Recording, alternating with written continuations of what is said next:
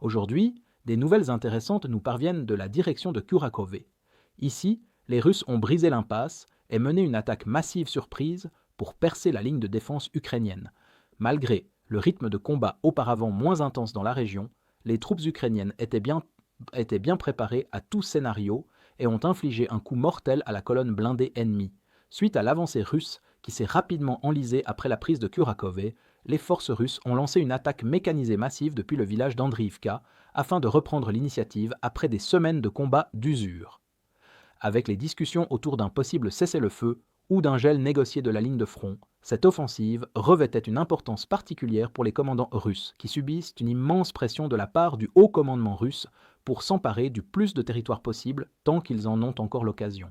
Cela s'inscrit également dans l'un des objectifs de longue date de la Russie, capturer entièrement l'oblast de Donetsk, car ils sont déjà extrêmement proches de la frontière régionale dans ce secteur. Le plan consistait à percer les lignes ukrainiennes en lançant une attaque mécanisée surprise à grande échelle à travers Andriivka en direction de Lexivka. Les commandants russes pensaient peut-être qu'une démonstration soudaine et écrasante de force prendrait les défenseurs ukrainiens au dépourvu et provoquerait un retrait massif. Cela marquait une rupture nette avec leur schéma récent d'assaut mené par de petits groupes d'infanterie qui avaient donné des résultats limités en raison des opérations de drones ukrainiens précises et bien coordonnées. De plus, en perçant rapidement, les Russes espéraient pouvoir submerger et éliminer les opérateurs de drones ukrainiens stationnés dans et autour de Lexivka, afin de s'assurer qu'ils ne puissent pas, une fois de plus, stopper l'élan russe.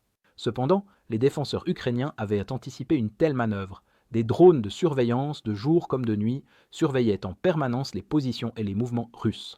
Malgré la diminution des assauts mécanisés russes en raison des pertes passées, les forces ukrainiennes ont continué à miner intensivement les routes d'attaque potentielles des Russes et ont établi de nouvelles défenses solides dans la région, tout en renforçant les positions existantes.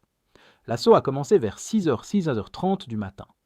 Une colonne russe composée d'environ 12 véhicules blindés, incluant des chars, des véhicules de quai, des véhicules de combat d'infanterie et un camion Kamaz, a avancé à travers Andriivka et tenté de contourner les positions avancées ukrainiennes. Cependant, en raison de la reconnaissance aérienne intensive par drone, ils avaient déjà été repérés à l'approche, ce qui a permis aux Ukrainiens de se préparer à ouvrir le feu.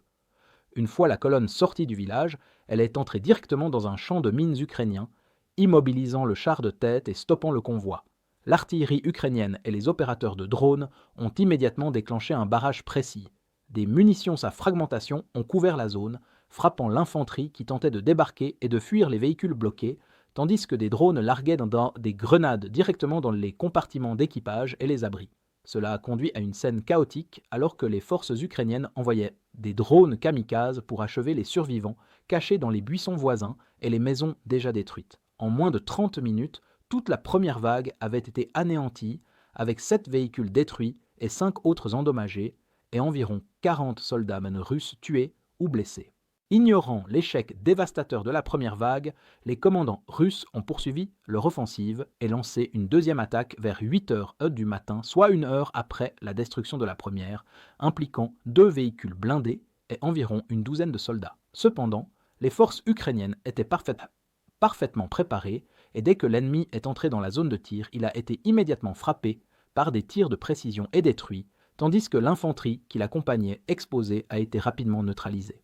La troisième vague est arrivée vers 10h du matin, composée de 3 véhicules blindés qui ont été pris pour cible par des drones ukrainiens à la périphérie ouest d'Andriivka et rapidement éliminés. Fait notable, après la défaite de l'avant-garde russe, l'armée de l'air russe a mené d'intenses frappes avec des bombes planantes sur des positions présumées d'opérateurs de drones ukrainiens à l'arrière.